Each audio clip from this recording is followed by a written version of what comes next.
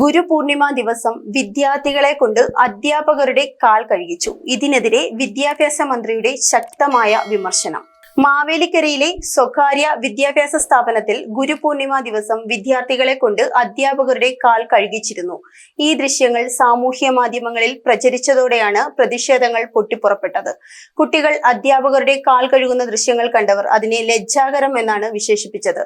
ഇത് കുട്ടികളുടെ ആത്മവിശ്വാസം നഷ്ടപ്പെടുത്തുന്നതും അനാരോഗ്യകരമാണെന്നുമാണ് ഭൂരിപക്ഷം പറയുന്നത്. കുട്ടികളെ അടിമയെ പോലെ കാൽ കഴുകിച്ചത് ആശങ്ക ഉളവാക്കുന്നുവെന്ന് വിദ്യാഭ്യാസ മന്ത്രി വി ശിവൻകുട്ടി പറഞ്ഞു.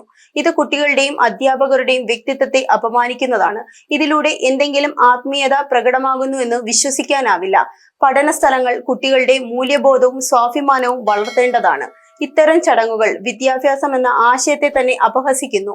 ഇങ്ങനെയായിരുന്നു മന്ത്രിയുടെ പ്രതികരണം. മന്ത്രിയുടെ ഈ നിലപാട് സാമൂഹ്യ മാധ്യമങ്ങളിലെ നിരവധി പേരുടെ പിന്തുണ നേടി. അധ്യാപകന് ആദരവ് വേണം, പക്ഷേ അത് അടിമപ്പണി ചെയ്യിച്ചുകൊണ്ട് ഉണ്ടാക്കേണ്ടതല്ല എന്ന് സോഷ്യൽ മീഡിയയും പ്രതിഷേധിച്ചു.